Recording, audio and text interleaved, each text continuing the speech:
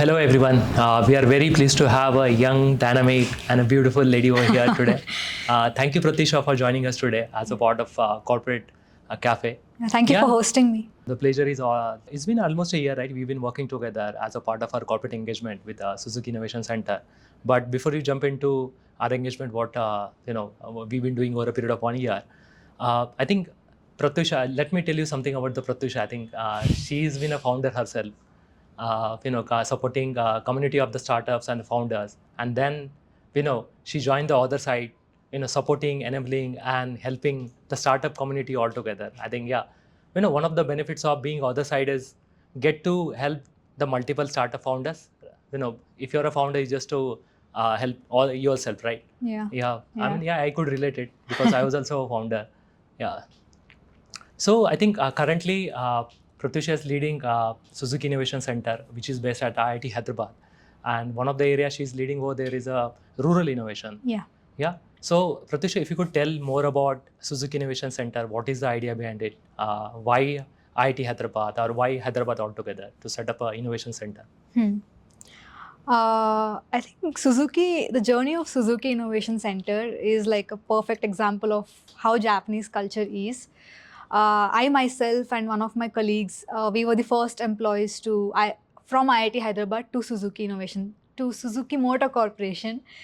And then, so since then, we have tried to do several research collaboration with IIT Hyderabad. It started with from them just teaching us what is some communication, or what is this, what is that, to some research collaboration. And one day, director of IIT Hyderabad, he has kindly invited Suzuki, we have so much of research collaboration, why don't you just have an office inside the research park of IIT Hyderabad? And I think the management and everyone just felt like it's the perfect timing. So they readily jumped in. And this innovation center, but it was established not just for research, but for much more. It's for the benefit of India and Japan. Yeah. Okay. So how long it has been set up over there at IIT Hyderabad? It's been around 2 years, I think, 1 to 2 years. 1 to 2 years. Yeah. So you're one of the founding members of Suzuki Innovation Centre. I can say that. Yeah. So the guest is the founding members of Suzuki Innovation Centre at Hyderabad. So what are the different areas that SIC is focusing on? Yeah. So we want to cover something which would help people in the future. So especially rural innovation, villages of India is one of our biggest topic. And other than that, we also see things like carbon neutrality, sustainability, things like that. Okay, so rural innovation and carbon neutrality, these are the two focus areas where currently SIC, Suzuki Innovation Centre is focusing on. And you are leading rural innovation particularly, right? Do you want to talk about it? Sure, definitely. So within rural innovation, I am leading a project called GRIP. It is a pilot. It's called Grassroot Innovation Pilot Project. And why we started this is we wanted to see if we can actually create an acceleration program for grassroots innovators. Grassroots program for grassroots innovators. Yes. But who are these grassroots innovators? How do you define grassroots innovators? Yeah. It's very interesting. The first time I heard this term was around 2016. And probably many of you guys know about Professor Anil Gupta. Yeah. He was teaching at IMA, and he was the first one who came up with this term in India about grassroots innovation. Basically, what happens is there are these families of farmers, and their kids grow up seeing how farming works, or how drudgerous it is, or what are the issues that happens in farming. So then they get very inspired, or they understand the problem at the grassroots level, and some of them try to actually solve it for their parents. And what happens is once they solve it, once they create something, people around them really want to use that as well. So that's how they start from innovation, and then they turn it into businesses. I think grassroots innovator is something that I think no one is heard about it. They don't have that much of exposure, right? And that's where you come into picture. Yeah. But Suzuki, right? It's an automobile company, and grassroots innovation. I'm really curious to know, why? Grassroots innovators. So I keep asking my management why, but I think one thing which is a very common sweet spot for Suzuki is India and Indian villages.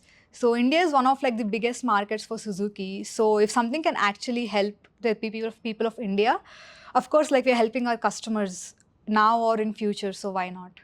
The idea is to support the people of India, Yeah. particularly the bottom of the pyramid. That's Yes. why Grassroot Innovators, because Yes. that's where they come from. Yeah. Yeah. And how do you actually, let's say you want to support them, but finding is a critical task, right? How do you find them? How do you identify these Grassroot Innovators? Yeah. I think it's very difficult to do something like this on your own.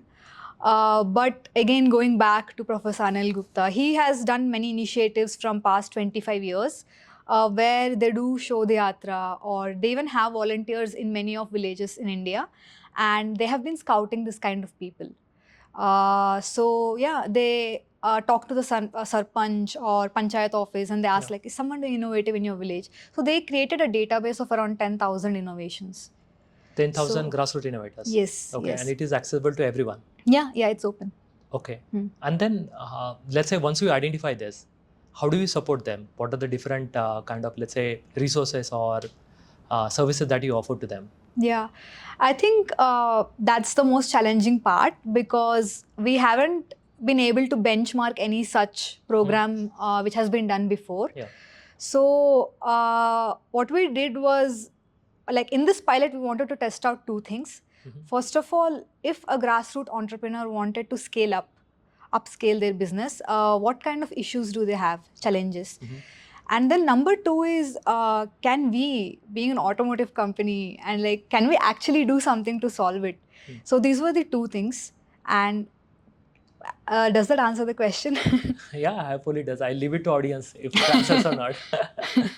Yeah, I mean, but then having a database is a one thing. Then actually, identifying is another link. But you would need a partner for that, right? Do you have any partners? Yeah. We have many people who are helping us out, but formally, like we have got into partnership with, one is Gyan, who is helping us scout and also like develop this program with us. They are our partners. And number two is T-Hub. So sometimes this kind of challenges need some innovative solutions or innovative partners to be tackled with. That's where we have partnered with some of the startups from T-Hub. Okay, so Gyan and the T-Hub. And Gyan stands for? Grassroots Innovation Augmentation Network. I hope I'm right. Yeah, it's a network of grassroots innovators, right? And T-Hub. And then I think it's been a year, right, that we've been working close to a year now, understanding or finding these grassroots innovators and taking them to the a program. But do you want to talk about the program? What is the program all about? What are the different support that you are offering to these identified grassroots innovators, which are looking to scale up or expand? Okay. So again, this is the pilot. So this is first trial. And what we have done is, number one, the most challenging thing for us was, how do you set an objective or how do you set a goal for each of these innovators? So we were doing multiple interviews with them, and we had some mentors as well, like Mr. Pradeep Mittal. He's a renowned industrialist in Hyderabad. And we would actually interview them. So what is your objective in the coming 6 months, and why do you want to do it? Why is this a challenge? So after that, we understood like, okay, these are the challenges which they're facing. For example, somebody is making manufacturing in northern part of India, but they want to increase their sales in southern part of India. So that is one challenge. Yeah. Or the number two is, they want to increase their production capacity. But how do you get an investment? Because they're not like a typical startup, or they don't have that hockey stick kind of growth rate. Yeah. So these are like the challenges, some of the challenges which we identified. And for that, we are trying to, what our stand as GRIP or SIC is, we try to identify partners whom they can connect with. So for example, we have identified some distribution platforms, or we have identified some impact investors, or maybe some other grant programs, or in fact, one of the interesting thing was technology, right? Yeah. So they have made some technology, using some technology within their knowledge. So how do they improve it or how do they test it? So those kind of formal access to knowledge they don't have. So what we did was, since we are inside of IIT Hyderabad, Yeah. we have used IIT Hyderabad, we've requested the professors to help them out and like tell them about technology, advice, and also improving their models and stuff like that. Yeah, I mean, speaking of challenges, right? If you talk to any innovator or an entrepreneur or any startup, so either they are looking for a market access where they could test their product, right? Product validation is what they're really looking for, right? And I think you come into picture, and then hey, I think like you happen to mention, right? Somebody from northern India and they want to enter into southern India, and they don't know what is the market look like, right? And India is a very large market and very vast also, right? Yeah. It's not a one language, one country, right? They also know that, but that's common. And second would be funding. That's where you come to picture. And yes, you rightly said, grassroots investors may not be able to get that hockey stick investment from the investor, because either these are very simple innovations, these are very simple solutions to the problem that they have identified, which not necessarily have a technology related to it. It could be, and when we are talking about technology, it would be AI, ML, IoT, NLP, like because these are like a very standard term these days, and investor they look for these technology and then invest into it, right? Yes, I mean, yes, I think Suzuki is doing a pretty fantastic job in doing this. But how do you identify these partners? Do you have any criteria like GIA and then TF come to picture, and there is a open database also, right? There should be something. Yeah. You wanna put? Criteria as such, I mean, they should be open or they should be having the similar goal as ours. The goal is more than to make some, understand like profits are eventual goal for anybody to run it successfully. But the first goal has to be, they have to empathize with the idea that if people in the grassroots, like if these frugal solutions don't reach people or other villages and uh, so let me tell you an example. Like most of the startups right now, they cater to the market, or their market is mostly in urban or tier 3 or tier 2 maximum. So who is catering to the people in the villages who are almost like 60% of India? So that doesn't make sense. And the grassroots innovations are the solutions which are catering to these people. So if one can empathize with that idea and one wants to promote it, I think we are open to partner with them. Okay. And could you give us a couple of examples that these grassroots students have been supported by SIC? Yes. So I'm not sure how many of you know this, but rice transplantation is like one of the toughest jobs, and women in the villages do it.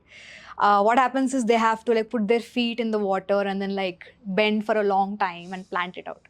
So now there's an innovator who has come up with a very simple solution, very frugal, and it's a machine which people can use and transplant the rice. Okay. So it can do like so many people a job in just one day with that one machine. So now what we did was, but what happened was there were so many ground challenges when he tried to use that machine in the ground. There were places where the functions were not working properly, or the machine, it was hard to pull, and all those things. So this is where what we did was we called some industry people who have on-ground experience, and they see the machine, they're like, oh wait, no, why are you using this? Why don't you use bearings? That will make the machine move easier. Or we are taking IIT Hyderabad design department help, and they're actually seeing how can they reduce the weight of machine, or how can they optimize some of the functions. So things like that. Yeah, I mean, I think as an innovator, you'll come up with something that is works and that is actually solving the problem what you're really looking for. And it may not be a finished product, because finished product, there's no such a thing as a finished product, because it evolves, right? Version 1, version 2, version 3. That's how product gets evolved over a period of time. And that's where you come to picture. Like you happen to mention that, the rural innovator has built a machine which will actually plow this rice into transplant, right? And it's like into a smaller period of time, that at a faster rate of, but their machine was not up to the mark. I think it was not moving fast, and that's where department of IIT Hyderabad come into picture, design department, and they help. I think if you could change the bearing or do some modification to machine, it will make easier and faster. Right, that's right. This but why does you believe that? I mean, it is important for you to support them? Like why? What is the idea behind it? What is the philosophy? Like I understand. I mean, everybody wants to support the bottom of the pyramid. There are large organizations. There's CSR also, right? Corporate social responsibility. Yeah. They have different programs, right? And primarily, the intent is to support the bottom of the pyramid, right? But again, like grassroots innovators. Yeah. I mean, personally, my motivation is like, I wanted to, like, I know the villages are growing and I wanted to be really part of that growth. So last year, what happened was I was going around villages and I wanted to identify some problem which I would like and want to solve it for them and maybe make a startup out of it.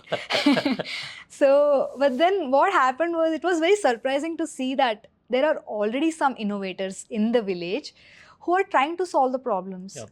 And I realized that I don't have to reinvent the wheel again. And they are the ones who are living in the village. I am just coming from city, maybe visiting like once in a while. But they have been staying there, understand the problem and everything. I just felt like they're the right people to solve it. So really wanted to collaborate with them and then help them grow. That was the motivation. Okay, just supporting and helping them to grow, Yeah. taking it to the bigger market, or funding access, or maybe a technology support. Yeah. Yeah, I think these are the 3 points. Are there any success stories, or you don't want to disclose the success stories? Not like that, but we are in the process. So it might take 3-4 months more to actually test out if it has been successful or not. But I can try to think of few cases. For example, this rice transplantation, his users were when we spoke to almost 20 of his users, they were having a lot of complaints and they stopped using the machine because of how hard it was to use it. And then when, together with the help of IIT Hyderabad and our support, when they made the new version, it was actually working now. Okay. And now he's actively like demonstrating this in other villages and FPOs and trying to make it, make the sales. Okay. So this I think would be one of the success stories. And number 2 is, for example, one of the person, he makes a groundnut digger in Gujarat. And he wants to increase his sales to South India. Okay. So what we did was we identified a distributor who has many dealerships in few of the states in South India. And he has actually met them, very impressed with the person. And what he told was the person's production capacity is around 100 to 150 units. He was like, we can actually sell all of this within our distribution channels. So that was one of the success stories for me. I mean, to begin with 2, many more to come. Yeah, hopefully, yes. Yes, definitely. Yeah. I mean, you're part of a Japanese organization, right? Suzuki, and sometimes you travel to Japan also. And there, since rural innovation is your theme, you might happen to visit the rural part of the Japan also. So how different their innovators are, grassroots innovators are compared to India? I think Indian villages and villages in Japan are very, very different. So they're almost very, the processes and everything is already set, even if it's a village. Okay. So probably the difference between a village in Japan and a city in Japan would be probably the bus frequency or the number of train lines and maybe party places. But other than that, the basic facilities and everything are already there. Everything is super organized, super planned. Yeah. Okay, be it a town or a village, there's no difference. Yeah. But of course, they would have different issues. For example, they have growing population over there. So they have their own set of problems. Yeah. But we are not focusing on a population. Yeah, we don't need to. Yeah, I mean, I think, what are your final thoughts for the aspiring these grassroots innovators? Yeah, I mean, I think a lot of examples which we see are either very deep tech or software-based platforms, fintech. They're getting success overnight. I wouldn't say overnight, but over a short period of time. Yeah. And it might be hard to look up to someone, but I think going forward, there'll be many more examples coming up from grassroots innovators as well. And what would a success story would look like coming from that kind of background, those kind of resources. So yeah, I think there is a lot of scope and there are many grassroots innovators all over the country. So I hope that there'll be many more success stories to come up.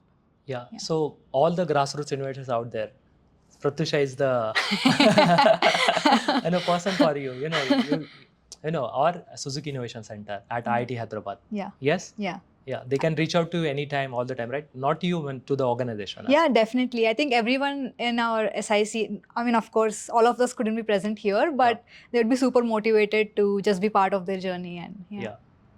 Although one thing I want to mention though, not just grassroots innovators, if there are some organizations who are willing to kind of collaborate with them in some way, even they could reach out to us and it would be very helpful for the innovators. Yes. I missed to mention one person's name, but he has been there since like we were thinking about this idea. So that is Professor Desai, and he has been, although he's in like deep tech and all, he's very motivated towards helping villages as well.